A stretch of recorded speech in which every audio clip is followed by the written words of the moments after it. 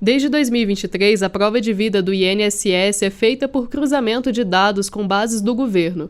Mas quem ainda não foi identificado não precisa se preocupar, pois o bloqueio por falta de prova de vida foi suspenso por 6 meses, através de portaria emitida em janeiro deste ano. O INSS verifica a vida do beneficiário por atividades como votação nas eleições, vacinação, acesso ao aplicativo Meu INSS com selo ouro ou renovação de documentos. No site ou aplicativo Meu INSS é possível verificar se sua prova de vida foi realizada. Se constar comprovação de vida não realizada, o beneficiário pode esperar até julho ou fazer a comprovação manualmente, no banco onde recebe o benefício. Outra opção é fazer a prova de vida pelo aplicativo Meu INSS, usando o reconhecimento facial. A prova de vida é um procedimento obrigatório e ocorre todos os anos. Em caso de dúvidas, acesse gov.br/INSS. Com supervisão de Lucília Araújo, da agência Rádio Gov, em Brasília, Estefânia Lima. Caixa Notícias. Atenção, você que está esperando os atendimentos da Caixa no seu município. A Agência Barco Ilha do Marajó já tem data para chegar e neste mês de maio a região receberá os serviços em 2 embarcações. Além da Agência Barco Ilha do Marajó, os moradores também poderão realizar os atendimentos no Prev Barco, em uma parceria da Caixa com o INSS. As embarcações vão atender 7 municípios durante o mês de maio com os serviços de desbloqueio de cartões e cadastro de senhas para recebimento de benefícios sociais como FGTS, Seguro-Desemprego, Bolsa Família e INSS, entre outros serviços, com exceção de movimentação de dinheiro em espécie. Confira o cronograma e anote a data e o local em que os atendimentos estarão disponíveis. Do dia 2 ao dia 7, os atendimentos serão realizados em Anajás. Nos dias 8 e 9, os serviços chegarão à população de Afuá. No dia 12 de maio, os atendimentos da Caixa serão destinados aos moradores de Bagre. Também no dia 12, os moradores de Soures serão atendidos com os serviços disponíveis até o dia 16. Entre os dias 13 e 14, os serviços poderão ser realizados pela população de Oeiras do Pará. Nos dias 15 e 16, será a vez dos moradores de São Sebastião da Boa Vista. De 19 a 23 de maio, os atendimentos serão oferecidos ao município de Ponta de Pedras. Para finalizar a agenda do mês, os serviços retornarão ao município de Soure, onde serão disponibilizados do dia 21 ao dia 23. O horário de atendimento da Agência Barco Ilha do Marajó é das 9 horas da manhã às 3 horas da tarde. Para mais detalhes, acesse caixa.gov.br. Caixa Notícias. Atenção, você que está esperando, a Agência Barco Chico Mendes da Caixa chegará às cidades ribeirinhas do Amazonas. O percurso e as datas de maio de 2025 saíram. A embarcação vai atender 7 municípios neste período com os serviços de desbloqueio de cartões e cadastro de senhas para recebimento de benefícios sociais como FGTS, Seguro-Desemprego, Bolsa Família e INSS, entre outras operações. Todos os serviços de uma agência bancária podem ser realizados no barco, com exceção de movimentação de dinheiro em espécie. Escute agora o cronograma e anote a data em que a Caixa vai estar mais perto de você no mês de maio. A Agência Barco Chico Mendes iniciará os trabalhos do mês por Fonte Boa no dia 2, onde fará os atendimentos até o dia 5. Já do dia 6 ao dia 7, os serviços serão oferecidos à população de Jutaí. Entre 8 e 9 de maio, os moradores de Tonantins vão ser atendidos com os serviços Caixa. No dia 10, os serviços serão destinados à população de Santo Antônio do Içá, onde a embarcação fará os atendimentos até o dia 14. Nos dias 15 e 16, será a vez dos moradores de Amaturá receberem os atendimentos. Em Codajás, a embarcação estará ancorada entre os dias 26 e 28 de maio. A última parada do mês será em Anori, nos dias 29 e 30. O horário de atendimento é das 9 horas da manhã às 3 horas da tarde. Para mais informações, acesse caixa.gov.br. A bandeira tarifária para maio será amarela, segundo a Agência Nacional de Energia Elétrica, ANEEL. Isso significa cobrança extra de R$ 1,88 a cada 100 kWh consumidos. De acordo com a agência, a mudança na bandeira ocorre pela redução das chuvas e pela chegada do período seco no país. Com menos água nos reservatórios, aumenta a chance de uso de usinas termoelétricas, que geram energia mais cara. Desde dezembro do ano passado, a bandeira estava verde, sem custo adicional. O sistema de bandeiras foi criado em 2015 para dar mais transparência na conta de luz. Com a bandeira amarela, a ANEEL recomenda economizar energia para evitar surpresas na conta. Pequenas atitudes ajudam a apagar luzes desnecessárias, reduzir o uso de aparelhos elétricos e tomar banhos mais curtos. Com supervisão de Ana Gabriela Salles, da agência Rádio Gov, em Brasília, Estefânia Lima.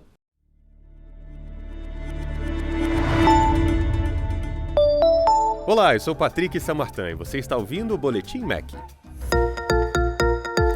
Hoje, 28 de abril, é o Dia Mundial da Educação. E o MEC aproveitou a data para mostrar várias ações que estão ajudando a garantir mais oportunidades para os estudantes de todo o Brasil, da creche até a faculdade. Entre os destaques está o programa Pé de Meia, uma espécie de poupança para alunos do ensino médio público. Até R$ 9.200 para quem se manter na escola. Já são quase 4 milhões de jovens beneficiados. Tem também o Mais Professores para o Brasil, que valoriza e incentiva a carreira docente, com destaque para a nova Prova Nacional Docente, que já tem a adesão de vários estados e municípios. Para quem quer ser professor, o Pé de Meia Licenciaturas aumentou em mais de 60% o número de estudantes escolhendo cursos de licenciatura. E em agosto, chega o Bolsa Mais Professores, com 8 mil bolsas. Na alfabetização, o Compromisso Nacional Criança Alfabetizada já tem quase todos os municípios envolvidos, com metas até 2030. Na educação integral, o número de estados e municípios que têm política para tempo integral pulou de 19% para 69% em 2 anos. Como diz o ministro da Educação, Camilo Santana, educação é a base de um país. Nós só acreditamos em um país que seja soberano, em um país que seja justo, em um país que seja fraterno, se nós investirmos fortemente na educação e nas nossas instituições de ensino federal que nós temos hoje no Brasil. O MEC também reforçou o Programa Nacional de Alimentação Escolar. São 50 milhões de refeições por dia. E investiu pesado na distribuição de livros didáticos e literários pelo país. Para quem está no ensino fundamental, tem o Escola das Adolescências, focado em ajudar jovens a seguirem na escola, e para conectar todo mundo, a Estratégia Nacional de Escolas Conectadas já beneficiou mais de 100 mil escolas. No ensino superior, o Enem e o SISU continuam fortes, e o governo está investindo na educação profissional e tecnológica, expandindo institutos federais e universidades, além de construir novos hospitais universitários. E não ficou de fora quem precisa de qualificação. Programas como Mulheres 1000 e ações para a educação de jovens e adultos, indígenas, quilombolas e trabalhadores do campo estão com investimentos bilionários. Para fechar, o MEC está retomando mais de 3.700 obras de escolas e creches e expandindo a rede de ensino integral e profissional. É muita coisa boa acontecendo para garantir que mais brasileiros tenham acesso à educação de qualidade. Para saber mais ações do Ministério da Educação, acesse o nosso portal www.gov.br/MEC. Ministério da Educação, Brasil, União e Reconstrução, Governo Federal.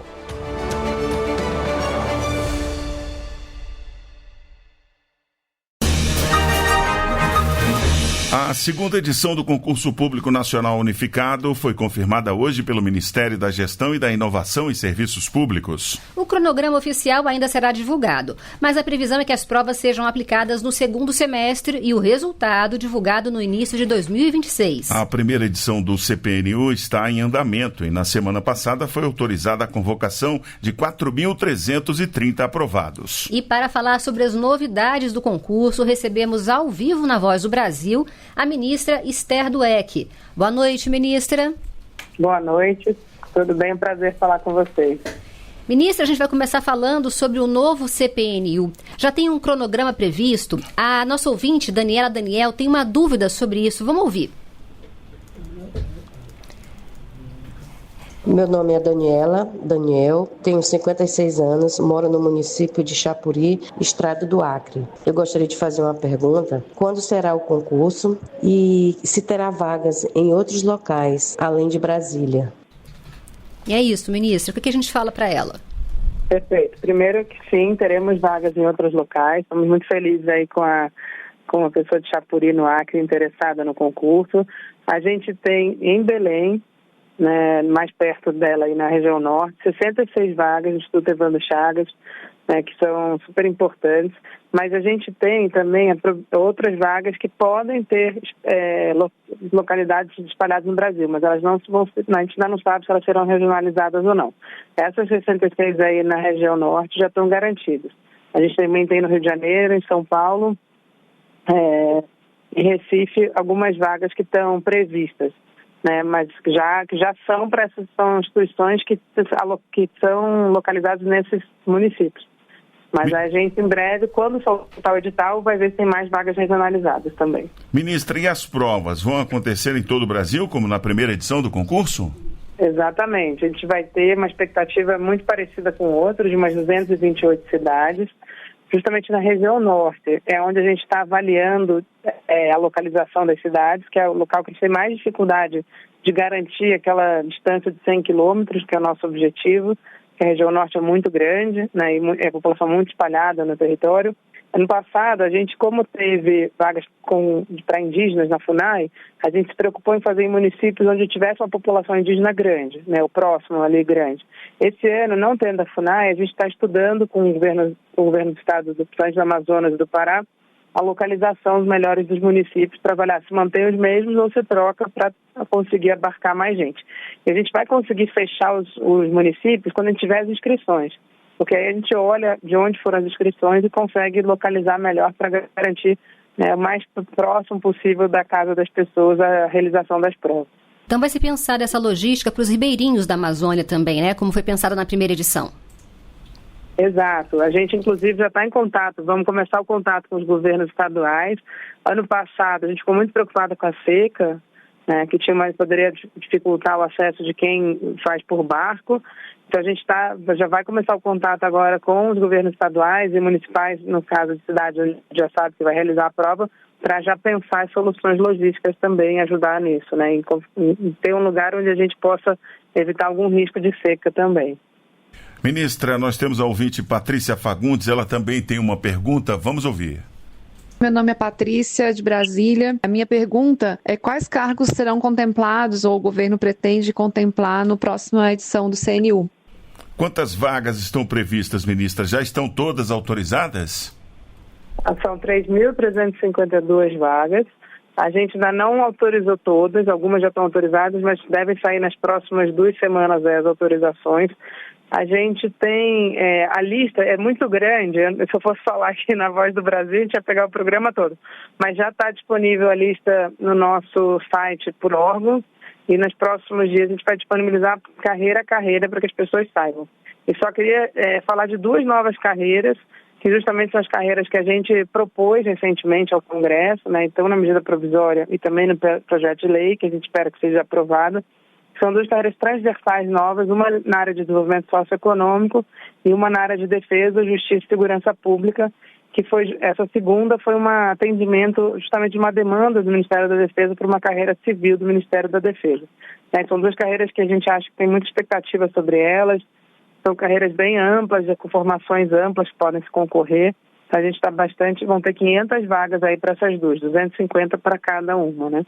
E as outras são várias outras carreiras na área de saúde, na área de cultura, na área também de educação. Então a gente tem na área de ciência e tecnologia, tem bastante vagas aí interessantes para quem quiser participar desse nosso concurso. Tanto para o ensino superior quanto para o médio, né, ministra? Exato. A gente vai ter no médio, na área de saúde e na área das agências reguladoras. São 508 vagas de nível médio, né, e são 2.844 de nível superior. Né, então a gente tem realmente oportunidade aí para todo mundo poder se inscrever e fazer a prova. Vamos lá, ministra, mais uma pergunta de ouvinte, é a Catherine do Rio Grande do Sul, também tem uma pergunta, vamos ouvir. Meu nome é Kathleen Jardella, sou assessora de comunicação, sou aqui do Rio Grande do Sul. Nesse novo concurso, vai haver isenção da taxa de inscrição para quais grupos? Além da isenção, complementando, ministro, o que vai ter de novo na questão de segurança para o CPNU neste ano? Olha, primeiro também o pessoal do Rio Grande do Sul, né, que foi um dos estados que a gente teve muita preocupação, porque infelizmente ocorreu aquela situação na data que estava prevista para a primeira edição, então muito bom ter gente do Rio Grande do Sul interessado. Muita gente do Rio Grande do Sul passou no concurso na primeira edição também. E dizer que, olha, a isenção vai ser mantida, acho que a gente fez, né, que são pessoas do cadastro único, pessoas que foi uma novidade, egressas do FIES, ou egressas ou que estejam no FIES e no ProUni, né, e também para pessoas doadoras de medula óssea. E a gente está... Eu perdi a última pergunta que você me perguntou. Sobre a questão da segurança, alguma novidade? Perfeito. Não, a segurança foi algo que a gente, na segurança das provas de deslocamento, foi uma coisa que deu muito certo, porque a gente aproveitou toda a experiência do Enem. Inclusive a data da prova que a gente está pensando, que é 7 de dezembro, da segunda prova, foi pensada para não ser em novembro, porque em novembro as forças de segurança vão estar muito... já tem grandes eventos acontecendo em novembro e a gente não podia fazer a prova em novembro. Então a gente botou para o início de dezembro, porque a gente já conversou, inclusive com o Ministério da Justiça, que as forças de segurança estaduais vão estar mais livres nessa data que a gente marcou. E a parte de segurança logística da prova a gente vai manter muito parecido, porque deu muito certo. Uma novidade que a gente vai fazer na prova em si é botar um código de barra nas provas, né, no caderno de resposta, que com isso a gente tem mais segurança sobre quem é a pessoa que está fazendo a prova e também vai evitar uma coisa que ficou uma polêmica um pouco do primeiro, que era os candidatos terem que marcar uma bolinha lá para identificar qual era o seu caderno de prova. Então a gente vai aumentar a segurança e ao mesmo tempo também facilitar a vida de quem está fazendo a prova. E uma outra novidade, ministra, é que vão ser 2 etapas esse ano também, né? Exato, essa talvez seja a maior novidade, é muito importante esse destaque que vocês estão dando, porque a gente resolveu dividir numa prova objetiva no primeiro dia e só na parte da tarde, e aí essa prova, a nossa previsão é que seja em 5 de outubro, e aí 2 meses depois, 7 de dezembro, a segunda etapa discursiva. Com isso, a gente vai poder ter mais questões na prova objetiva e mais questões também na prova discursiva, provavelmente, né? A gente está estudando um pouco como fazer isso, mas a gente também vai poder ter o treinamento melhor dos fiscais, vamos poder organizar melhor as provas e a gente acaba fazendo, né, vai ajudar um pouco na própria execução do concurso e também para os candidatos acaba sendo menos extenuante aquele dia inteiro de prova, né? Certo. Ministra, essa questão das provas, data de provas, leva a uma outra questão que seria resultados e, principalmente, convocação dos aprovados, porque ano que vem é ano de eleições e as nomeações são restritas durante o período, não é isso? Exato, mas na verdade a restrição maior é para homologação do concurso. Por isso que a gente está com esse calendário, com a previsão de resultados em fevereiro, e eventualmente aquelas carreiras que têm curso de formação são carreiras que vão ter curso de formação mais curtos e aí porque a homologação só pode ser feita ao final do curso de formação, né? Então a gente está com a expectativa de em fevereiro poder homologar na maior parte das vagas e até abril, início de maio, homologar as demais carreiras que tenham curso de formação. Com isso a gente cumpre o prazo de defesa eleitoral, que é 3 de julho. A gente tem que homologar até 3 de julho. Então o calendário que a gente está prevendo está tranquilo em relação a homologação em 3 de julho. Se o concurso é homologado até 3 de julho, aí não tem limitação para contratação depois. Se o concurso não for homologado até 3 de julho, aí sim passa a ter restrição para contratação no período de defesa eleitoral. Mas a nossa expectativa é que o calendário que a gente está fazendo vai ser satisfatório para, com certeza, mesmo se tiver algum atraso na correção, alguma coisa, não passe o período de 3 de julho. Nosso calendário hoje termina ali no início de maio, então a gente está com 2 meses aí de antecedência. E, ministra, para a gente finalizar, a realização de um concurso público seguido de um anterior, isso significa mais modernização, mais gente trabalhando no Estado? Como é que vocês avaliam toda essa chamada de pessoas novas? Olha, exatamente isso. A gente tem feito um trabalho aqui no Ministério que a gente chama de dimensionamento da força de trabalho. A gente chegou, quando o presidente Lula assumiu, a gente assumiu uma situação com muita gente tinha saído, né, áreas que perderam metade dos seus servidores, uma situação muito precária. E mesmo o processo de digitalização que está sendo feito não substitui a necessidade de novos servidores. E a nossa ideia é que a gente tenha concursos mais frequentes, com menos vagas, mais frequentes, para os órgãos poderem ter uma entrada mais contínua. E não tem aquele que chama de choques geracionais, né? Que entra gente de 10 em 10 anos, de repente sai todo mundo de uma área. Então a gente está muito... a nossa lógica é essa, a gente está transformando cargos para ser vagas que são importantes para os próximos 20, 30 anos aí do serviço público brasileiro, fazendo todo um trabalho de escolher aquelas vagas que são as vagas mais estratégicas. E na nossa visão, esse concurso ele suplementa o anterior, né? Eles são vagas que não tinham sido autorizadas no concurso anterior. Então é mais uma entrada de pessoas em outras áreas, em outras carreiras, mas que complementam aquelas do primeiro. E a nossa ideia, a gente também quer que esse concurso seja algo que fique como uma marca do Serviço Público Federal. Portanto, a gente está envolvendo mais a ENAP esse ano, para que a ENAP ganhe essa expertise, junto com o Ministério, possa tocar futuras edições aí, e a gente espera, né, que continue ocorrendo nos próximos anos. Não terá no que vem, justamente pelo período eleitoral, a expectativa é que possa ter um novo ali em 27 e 28. Muito bem, nós conversamos com a ministra da Gestão e da Inovação e Serviços Públicos, Esther Dweck. Muito obrigado, ministra, por sua presença aqui na Voz do Brasil, hein? Obrigada a vocês também pelo convite. Um prazer falar com a Voz do Brasil.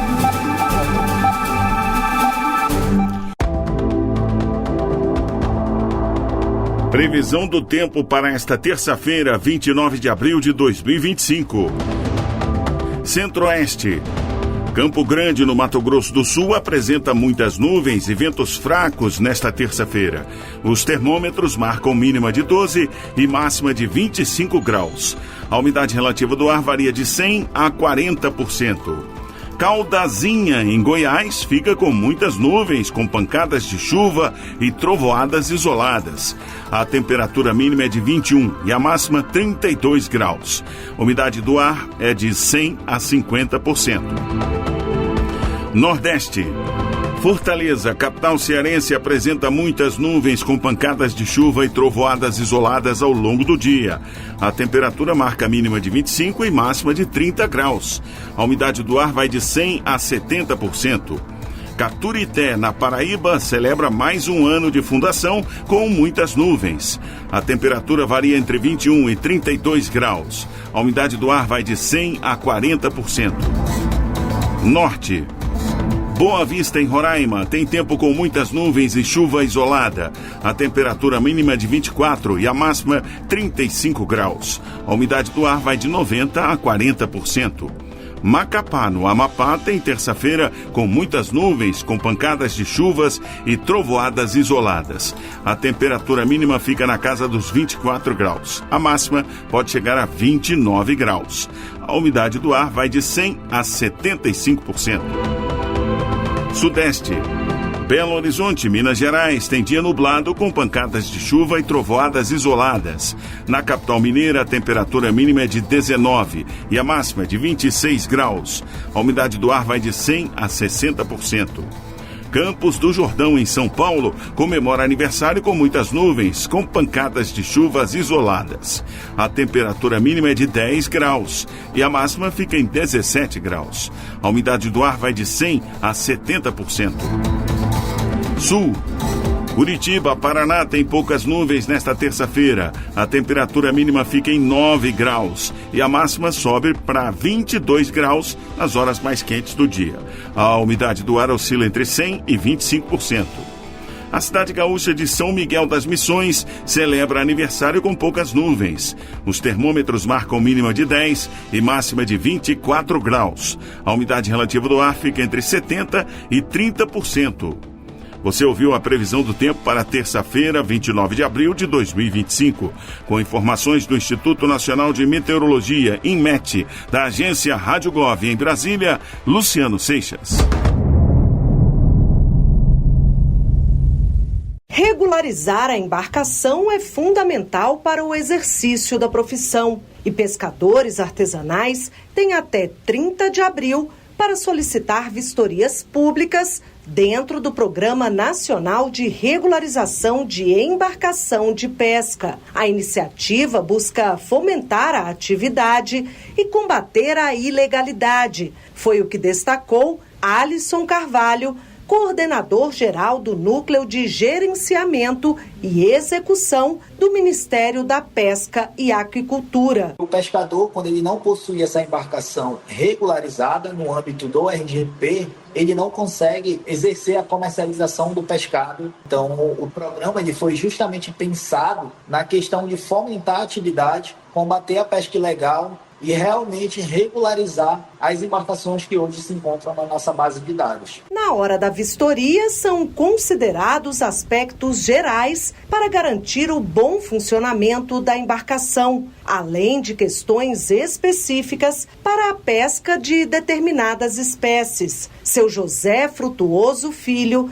pescador de Florianópolis, em Santa Catarina, está com tudo em dia para a vistoria e fala da importância dessa checagem. E essa fiscalização para legalizar as embarcações não prejudica ninguém, então essa fiscalização deveria de acontecer. O equipamento salvatório, que é o salva-vida, ela é boia circular. Isso aí a gente tem que ter para a segurança da tripulação. Nessa vistoria, é cobrada uma taxa no valor de R$ 103. Após 30 de abril, poderão ser realizadas apenas vistorias privadas, que podem ter valor até 10 vezes maior. Caso a vistoria não seja realizada nos períodos estabelecidos, a permissão ou autorização de pesca da embarcação será cancelada. O formulário para solicitar a vistoria pública está disponível no site www.gov.br/MPA. Reportagem Luciana Colares de Holanda. Regularizar a embarcação é fundamental para o exercício da profissão e pescadores artesanais têm até 30 de abril para solicitar vistorias públicas dentro do Programa Nacional de Regularização de Embarcação de Pesca. A iniciativa busca fomentar a atividade e combater a ilegalidade. Foi o que destacou Alisson Carvalho, coordenador-geral do Núcleo de Gerenciamento e Execução do Ministério da Pesca e Aquicultura. O pescador, quando ele não possui essa embarcação regularizada no âmbito do RGP, ele não consegue exercer a comercialização do pescado. Então, o programa ele foi justamente pensado na questão de fomentar a atividade, combater a pesca ilegal e realmente regularizar as embarcações que hoje se encontram na nossa base de dados. Na hora da vistoria, são considerados aspectos gerais para garantir o bom funcionamento da embarcação, além de questões específicas para a pesca de determinadas espécies. Seu José Frutuoso Filho, pescador de Florianópolis, em Santa Catarina, está com tudo em dia para a vistoria e fala da importância dessa checagem. E essa fiscalização para legalizar as embarcações não prejudica ninguém, então essa fiscalização deveria de acontecer. O equipamento salvatório, que é o salva-vida, ela é boia circular. Isso aí a gente tem que ter para a segurança da tripulação. Nessa vistoria, é cobrada uma taxa no valor de R$ 103. Após 30 de abril, poderão ser realizadas apenas vistorias privadas, que podem ter valor até 10 vezes maior. Caso a vistoria não seja realizada nos períodos estabelecidos, a permissão ou autorização de pesca da embarcação será cancelada. O formulário para solicitar a vistoria pública está disponível no site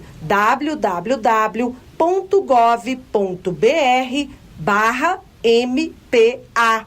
Reportagem Luciana Colares de Holanda. A Praça dos Três Poderes, em Brasília, é um dos principais cartões postais da cidade. Símbolo de democracia, de lá é possível ver o Palácio do Planalto, o Supremo Tribunal Federal e o Congresso Nacional, entre outros monumentos e construções. Para preservar esse espaço, serão investidos cerca de 22 milhões de reais do novo PAC, o Programa de Aceleração do Crescimento em Obras de Revitalização. O anúncio foi feito pelo presidente do Instituto do Patrimônio Histórico e Artístico Nacional, IFAM, Leandro Graz. Nós estamos executando 144 obras de preservação, conservação, restauro em todo o Brasil e também contratando mais 105 projetos, entre eles o projeto da Praça dos Três Poderes, que é uma praça cívica, mas que, acima de tudo, é um espaço social, um espaço popular, precisa ser ocupado. E para ser bem ocupado, precisa conter elementos de acolhimento, é uma praça segura. Serão revitalizados monumentos históricos, esculturas e o realinhamento de pisos de pedras portuguesas. As obras na Praça dos Três Poderes também incluem melhorias de acessibilidade, recuperação de placas, sinalização turística e a instalação de iluminação e novas câmeras de segurança. No projeto, levou-se em consideração os anseios da população. Será um espaço bacana de ser revitalizado, com acessibilidade principalmente. Tem alguns lugares para sentar, são lugares muito espaçosos, né? Então, se você vier com um idoso aqui, você não vai conseguir fazer um trajeto bem razoável. A pipoqueira Raimunda Rodrigues já construiu uma relação de parentesco com a Praça dos Três Poderes. Eu estou aqui quase 50 anos, tudo que eu tenho foi trabalhando aqui. Se melhorar os turistas, fica melhor para a gente. Isso é com certeza. A previsão é que as obras sejam concluídas em 2026. Reportagem Cleide Lopes. No total, serão 1.231 quilômetros de rodovias do Paraná que passarão a ser administrados pela iniciativa privada nos próximos 30 anos. Com os contratos de concessão, as empresas vão investir ao todo 36 bilhões na manutenção e ampliação da malha rodoviária, como explica Guilherme Tel Sampaio, diretor da Agência Nacional de Transportes Terrestres. Isso são investimentos robustos de mais 600 quilômetros de duplicações, além de outras benfeitorias que serão realizadas e o principal, uma tarifa muito mais justa do que eram os leilões passados. No lote 3, a Motiva será responsável por 16 bilhões de reais em investimentos nas rodovias que ligam a região norte do estado ao eixo rodoviário da BR-277, chegando até o Porto de Paranaguá. Já a EPR vai aplicar 20 bilhões de reais no lote 6, o que inclui 662 quilômetros de estradas das regiões oeste e sudeste do Paraná, contemplando alguns dos mais importantes polos produtivos do estado. As novas concessões fazem parte do Programa de Aceleração do Crescimento, o novo PAC. Segundo o ministro dos Transportes, Renan Filho, além de ampliar o número de leilões,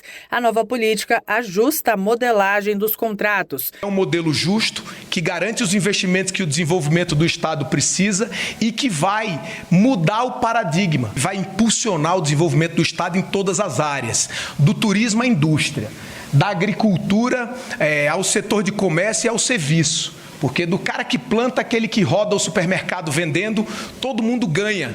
Quando perde-se menos tempo na rodovia, quando corre-se menos risco na rodovia. A expectativa para 2025 é que sejam investidos 161 bilhões de reais, beneficiando cerca de 8.400 quilômetros de rodovias no país. Reportagem Gabriela Noronha.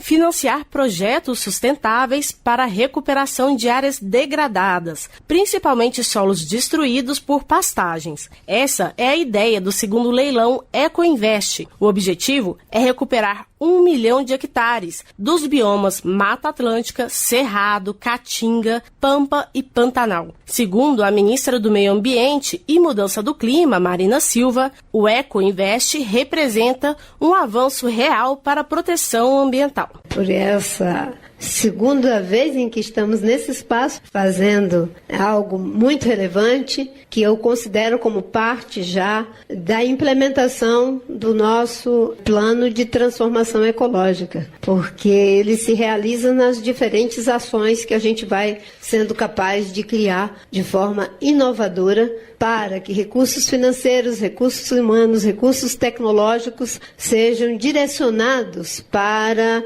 atividades que sejam resilientes e alinhadas na mudança do clima com 1.5, alinhadas com a redução de perda de biodiversidade, de recuperação de solos e de proteção dos recursos hídricos, que são muito valiosos para a nossa agricultura. A segunda edição do leilão inclui uma chamada de projetos online para aumentar as chances de participação de cooperativas e empresas. Esse edital será no modelo de financiamento parcial, chamado de Blended Finance, que combina recursos públicos e privados para atrair investimentos privados. Segundo o ministro da Fazenda, Fernando Haddad, essa ação concilia sustentabilidade, agricultura e desenvolvimento econômico. Então, quantos empregos vão ser gerados aqui? Quantas pessoas vão ser contratadas para recuperar essas pastagens? Quanto de carbono nós vamos capturar com esse projeto? Quanto nós vamos poder abrir mercados de países que vão nos ver com mais respeitabilidade? Quanto que vai se impedir mais desmatamento, porque vai ter áreas repostas no mercado para que elas se tornem de novo produtivas. É essa conta que tem que ser feita. Mas agora nós estamos com um olhar para o que isso vai produzir de externalidades positivas para a economia brasileira e um caminho a ser trilhado. O governo espera movimentar até 10 bilhões de reais em investimentos totais.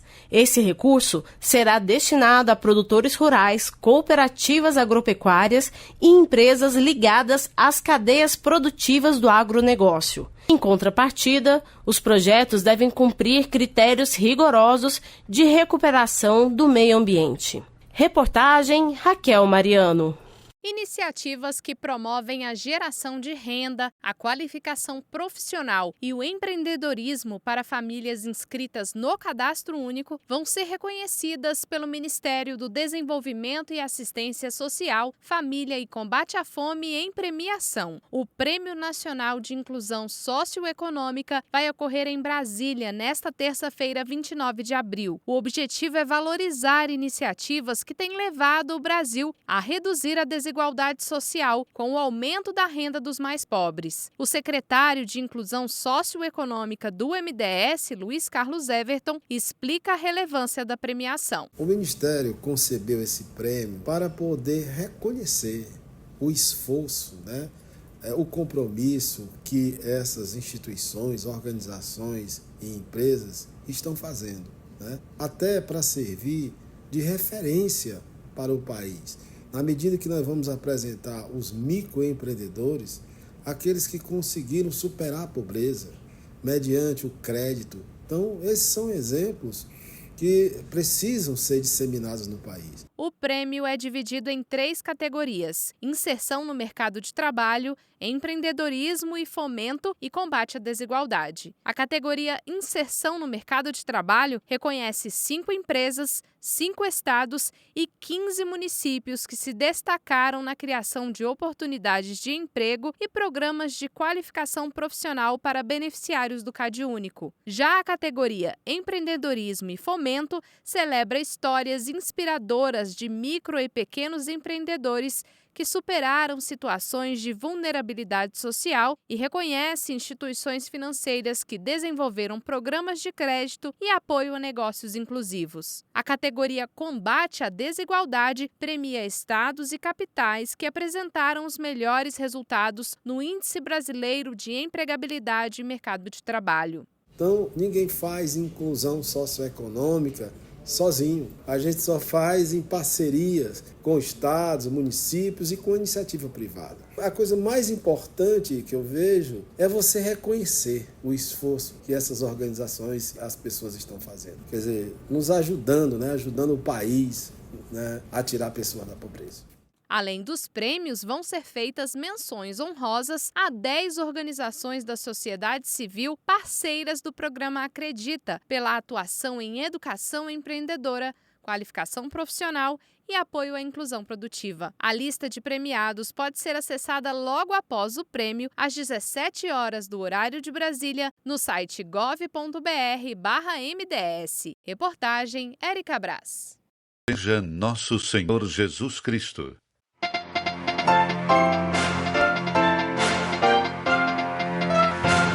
O boletim de notícias da Rádio Vaticano, Vatican News. Bom dia. Esse é o boletim de notícias da Rádio Vaticano, Vatican News em língua portuguesa nesta segunda-feira, 28 de abril. Nos estúdios, Silvonei José. Em Santa Maria Maior, a homenagem dos cardeais ao Papa e as orações do povo. Na tarde deste domingo, os cardeais reunidos nas congregações gerais em vista do conclave visitaram o túmulo do Papa Francisco e rezaram as segundas vésperas, presididas pelo cardeal Macricas. Mais de 20 mil pessoas fizeram fila desde a manhã de domingo para saudar o Papa, rezar diante de sua lápide e depositar flores, entre elas a Senhora das Flores Amarelas, Carmela Mancuso, em lágrimas diante da escrita Franciscus. Eu o amava. Para mim, ele é um santo. Carmela Mancuso, a calabresa conhecida no mundo como a Senhora das Flores Amarelas, a quem o Papa dedicou suas poucas palavras em 23 de março, dia em que recebeu alta do Hospital Gemelli, chora diante do túmulo do Papa Francisco na Basílica de Santa Maria Maior. Numa sacola, ela carrega um novo buquê, todo amarelo, e está na fila com milhares de outras pessoas que sobem os degraus da Basílica no Monte Esquilino. Mais de 20 mil desde que foi aberto ao público na manhã deste domingo às 7 horas.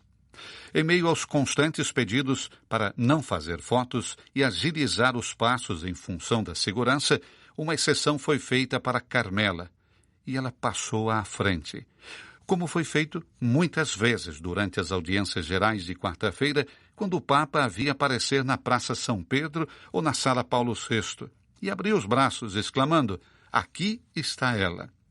Carmelina caminha lentamente, coloca as flores de lado e, com a mão na boca, chora ao contemplar a luz suave que ilumina a cruz do Bom Pastor e se reflete na inscrição Franciscus, gravada no mármore. O Papa, que ela foi uma das últimas a conseguir saudar fora da Basílica de São Pedro no domingo de Páscoa, durante o giro no Papamóvel, ato conclusivo da vida de Jorge Mário Bergoglio, está sepultado ali desde o último sábado, sob aquele mármore proveniente da Ligúria. "Posso ficar aqui mais um pouco?" pergunta a Senhora das Flores Amarelas, unindo-se às vésperas que os mais de 110 cardeais reunidos em Roma rezaram na tarde desse domingo na Basílica Liberiana. Foi decidido na Congregação Geral, na sexta-feira passada, organizar um momento de oração não programado para prestar homenagem ao Papa. Na tarde deste domingo, eles chegaram antes das 16 a Santa Maria Maior, partindo de micro-ônibus da praça em frente à Sala Paulo VI.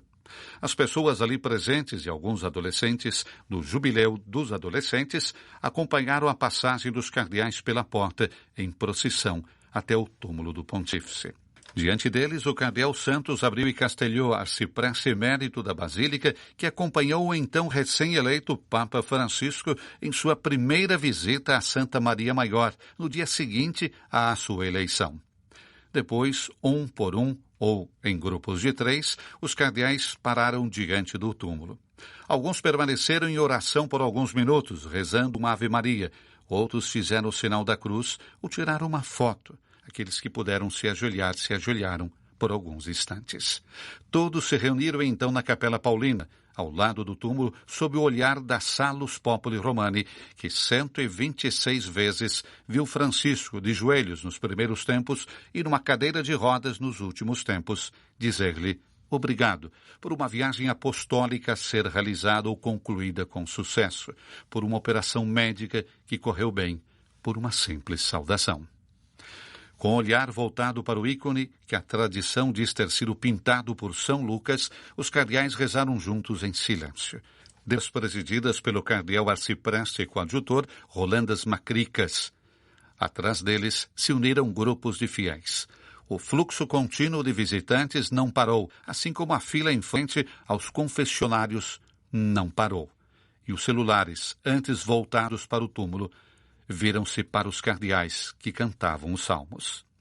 As orações foram rezadas em diferentes línguas por diferentes sacerdotes. Foram feitas orações pelo Papa Francisco para que o Senhor ressuscitado o acolha na morada da luz e da paz. Tudo durou pouco mais de meia hora. Os cardeais então deixaram a basílica, que permanece aberta aos fiéis até as 22 horas locais. Nesta segunda-feira, mais uma nova congregação geral para preparar o conclave que elegerá o sucessor de Pedro, de número 267.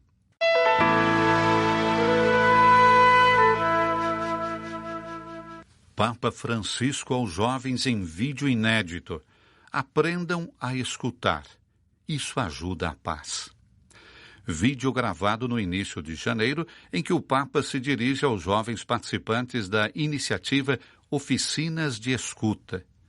Não se esqueçam dos avós. Eles nos ensinam muito. Ragazzi, una delle cose molto importanti nella vita è ascoltare. Imparare a ascoltare. Querido jovem e querida jovem, uma das coisas mais importantes na vida é escutar. Aprender a escutar. Quando uma pessoa fala com você, espere até que ela termine, a fim de entendê-la bem. E depois, se quiser, diga alguma coisa. Mas o importante é escutar. Esse é o convite do Papa Francisco feito aos jovens num vídeo gravado em 8 de janeiro passado num celular por um hóspede da Casa Santa Marta.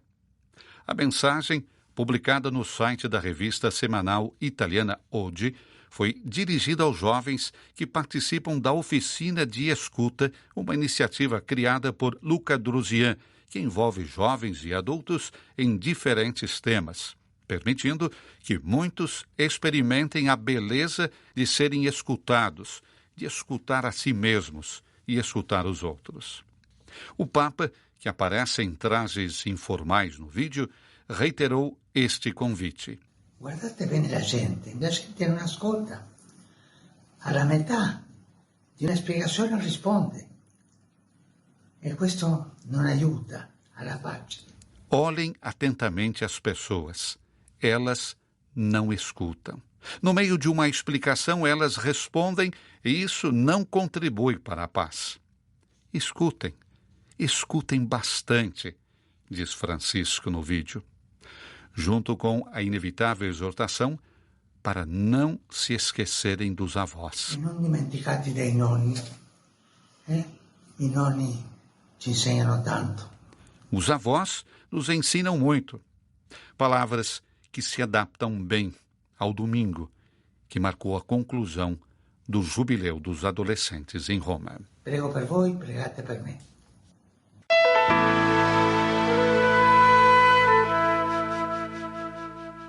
Bem, amigos de todo o Brasil, recebemos aqui nos nossos estúdios Padre Luiz Miguel Modino, que vem lá da nossa Amazônia. Aí, para nós, é uma alegria recebê-lo, porque Padre Modino é um pouco os nossos olhos, o nosso coração e a nossa boca lá na Amazônia. Padre Modino, que alegria tê-lo conosco. Seja bem-vindo. Muito obrigado. Para a gente também é uma alegria grande poder estar aqui mesmo nestas circunstâncias do falecimento do Papa Francisco, que sempre nos entristece, mas também a gente está vivendo estes dias com fé e com esperança em que ele vai continuar intercedendo pela nossa igreja e pela nossa Amazônia. A alegria da Amazônia, o senhor trouxe um pouquinho para cá? Ou a dor da Amazônia? Na Amazônia a gente percebe muitas coisas boas, muitas coisas que alegram o coração da gente. Mas a gente não pode esquecer nunca os clamores que vêm da Amazônia e que a Igreja Católica está acompanhando há muitos e muitos anos. Eu ainda lembro o que o Papa Francisco falou em 2013, na viagem que ele fez no Brasil, com os bispos do Brasil sobre a Amazônia, e dizia que a igreja na Amazônia não é como aqueles que vão para tirar as coisas e vão embora. É alguém que vai para ficar, para acompanhar. a vida, as alegrias, mas também as dores, os clamores dos povos da Amazônia. Isso é algo muito significativo, muito marcante na vida da Igreja da Amazônia e na vida dos povos da Amazônia do pontificado do Papa Francisco. Também a Amazônia chorou a passagem, a Páscoa do nosso Papa Francisco. Eu acho que o mundo todo chorou a Páscoa do Papa Francisco, porque para os pequenos da Amazônia, mas para todas as pessoas da Amazônia, Francisco foi alguém muito marcante. Não podemos esquecer que a Amazônia foi a única região do mundo que o Papa quis fazer um sínodo especial, e isso tem marcado a vida dos povos e da Igreja. O sínodo para a Amazônia dizia novos caminhos para a Igreja e para uma ecologia integral. A partir da Amazônia, o Papa Francisco quis mostrar como caminhar como igreja, mas também como caminhar como sociedade nesse tema tão caro a ele, que era a ecologia integral. Na Alegria da Amazônia, o Papa falava dos seus sonhos.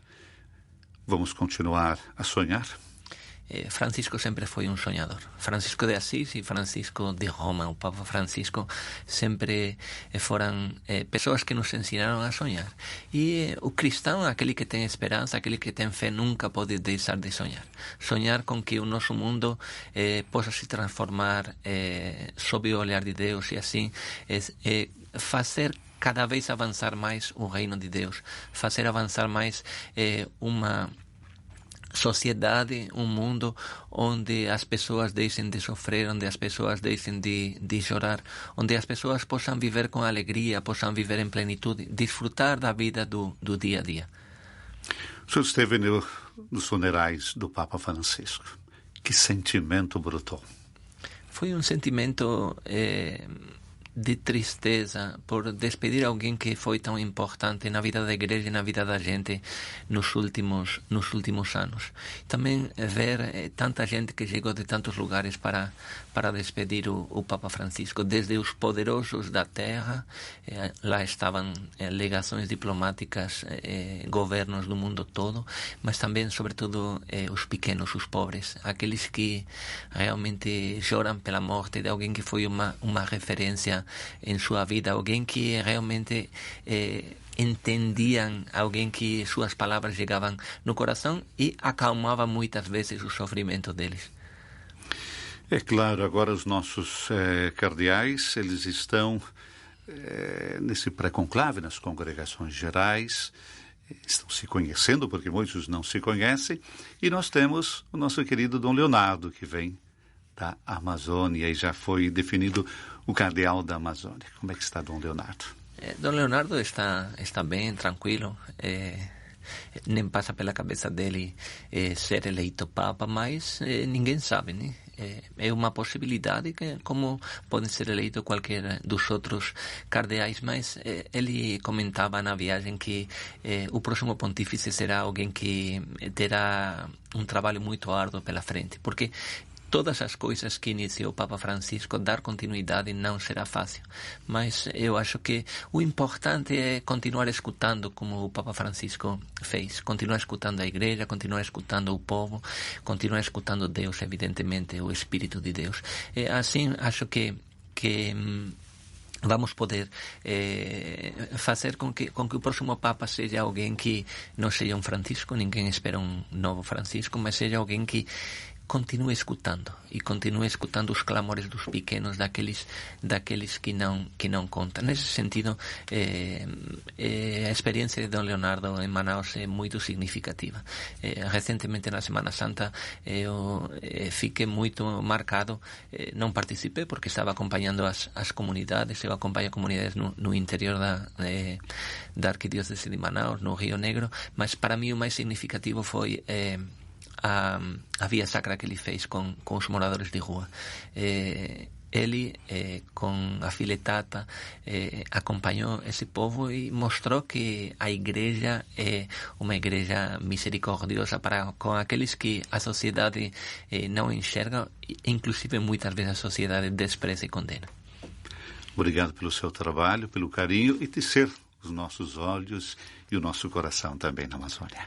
Obrigado a vocês, porque graças a vocês o mundo pode conhecer aquilo que é vivenciado nas nossas comunidades, na nossa igreja da Amazônia, e acho que isso sempre é um testemunho para tantas pessoas que enxergam na Amazônia a voz de Deus que acompanha a vida dos povos.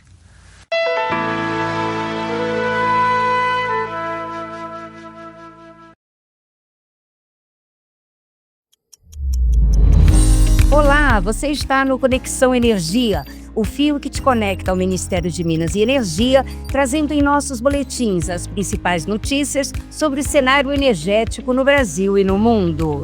O Conexão Energia é uma parceria entre o Ministério de Minas e Energia e a Rádio Gov.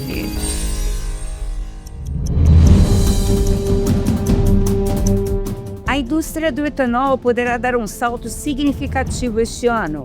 A proposta do governo de adicionar 30% de etanol à gasolina deve ser votada ainda este ano pelo Conselho Nacional de Política Energética, o CNPE. O anúncio foi feito pelo ministro de Minas e Energia, Alexandre Silveira, ao defender na última sexta-feira a implementação do avanço da mistura durante a 8ª abertura da safra mineira de açúcar e etanol em Uberaba, no Triângulo Mineiro. De acordo com o ministro, além de fortalecer ainda mais a indústria sucroenergética nacional, a adoção do E30 poderá reduzir o preço do combustível na bomba em até 13 centavos por litro, uma medida que mantém firme o compromisso do governo brasileiro com a descarbonização, já que, uma vez implementada, poderá evitar a emissão de 1.700.000 toneladas de gases de efeito estufa por ano. A adoção do E30 vai mais longe nos benefícios ao país. Pode tornar o Brasil independente da importação de gasolina, que hoje chega a 760 milhões de litros por ano. No evento, Silveira ressaltou as potencialidades do Brasil e destacou as ações do governo federal. Eu estive essa semana na China e pude ver que a tendência da transição energética se fortalecer globalmente é cada vez maior e o Brasil tem todos os instrumentos para protagonizar essa transição. Uma matriz elétrica limpa e renovável, 90% da nossa matriz.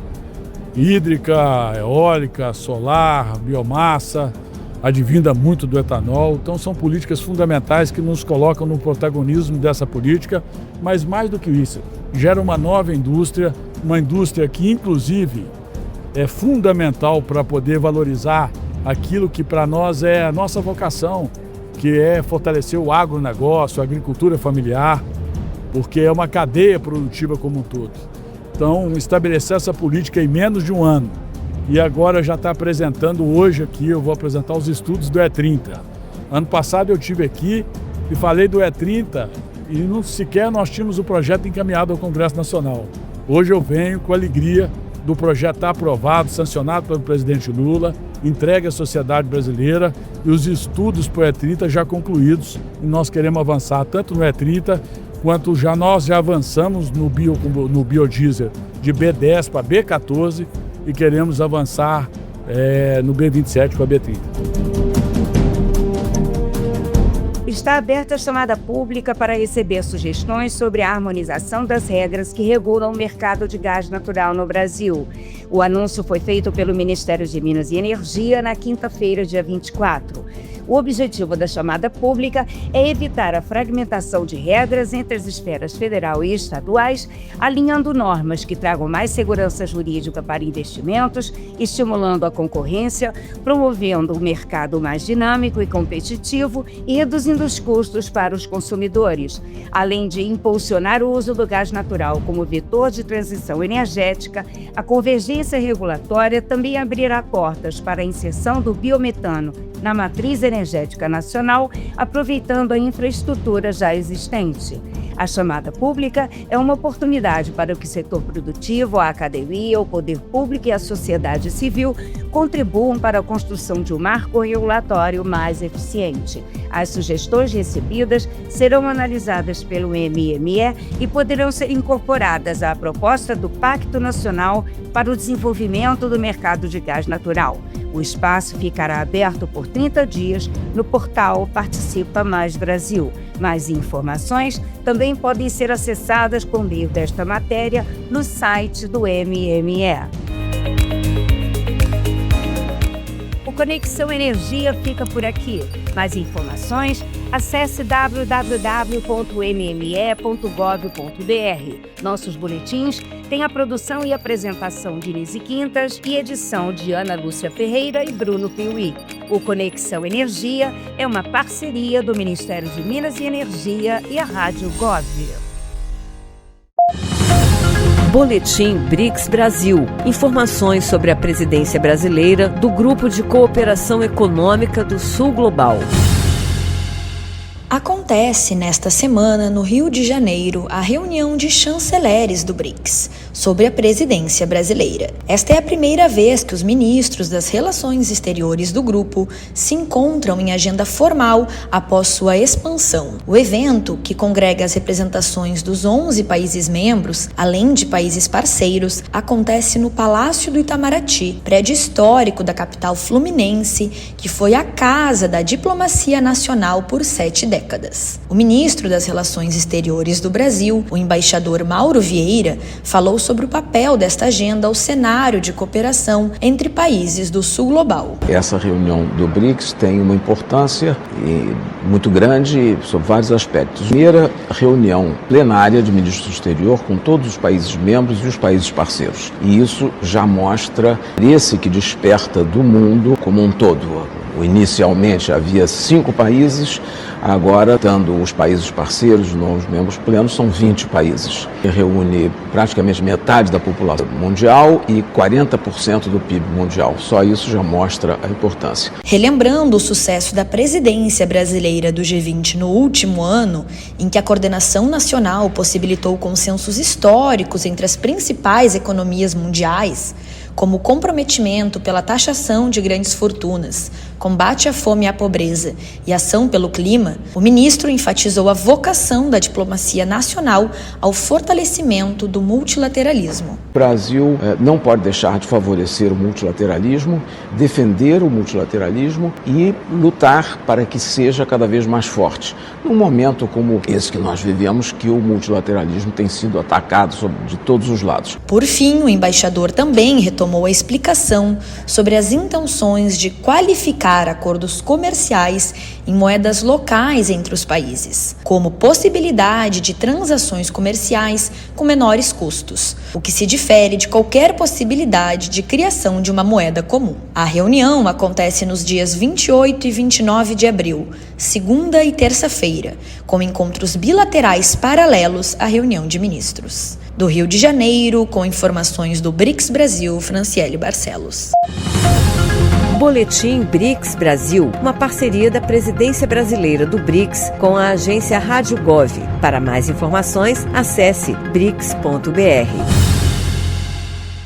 A Advocacia Geral da União garantiu na Justiça Federal a manutenção da política que assegura a reserva de vagas para pessoas transexuais nos processos seletivos da Universidade Federal de Santa Catarina. A ação, que questionava a legalidade de 2 editais, foi movida pela entidade Mulheres Associadas, Mães e Trabalhadoras do Brasil. A associação alegou que não há amparo legal na criação de cotas para ingresso nos cursos de graduação, pós-graduação e no concurso público promovido pela universidade. No entanto, a AGU defendeu a legitimidade da medida. Argumentou que a universidade tem competência para estabelecer critérios de seleção e adotar políticas de cotas amparadas na autonomia universitária, garantida pela Constituição e reconhecida pelo Supremo Tribunal Federal. A AGU sustentou ainda que, mesmo sem lei específica, existe respaldo constitucional para proteger grupos vulnerabilizados e que a ação afirmativa busca corrigir desigualdades históricas enfrentadas por pessoas transexuais. Para o procurador federal Marcos Augusto Malisca, a decisão judicial assegura direitos das pessoas trans. Promover o reconhecimento político e jurídico das pessoas trans é afirmar a sua condição de cidadã. As políticas de cotas estão dentro desse contexto, de acolhimento e reconhecimento da pessoa humana como uma pessoa diferente, que merece ser respeitada na sua diferença. A decisão judicial na apresentação judicial está em sintonia com essa compreensão, que tem se revelado a posição prevalente na jurisprudência, em especial na jurisprudência do Supremo Tribunal Federal. O juiz da 2ª Vara Federal de Florianópolis, que acolheu a argumentação da AGU, decidiu que o fato de não haver uma lei específica sobre cotas para pessoas trans não impede que as universidades adotem ações afirmativas para esse grupo. Para a procuradora federal Camila Martins, a decisão reafirma a importância de medidas como esta no ambiente universitário. Do ponto de vista acadêmico, a inclusão de grupos minoritários tradicionalmente excluídos, como é o caso das pessoas transexuais, promove um ambiente plural, criando espaço propício para ampliação e aprofundamento dos debates acadêmicos. Em última instância, é a aplicação concreta do princípio democrático, com ganho efetivo para toda a sociedade. Com a decisão judicial favorável, a política afirmativa continua em vigor, validando os editais de seleção lançados pela Universidade Federal de Santa Catarina. De Brasília, Valquíria Henriques.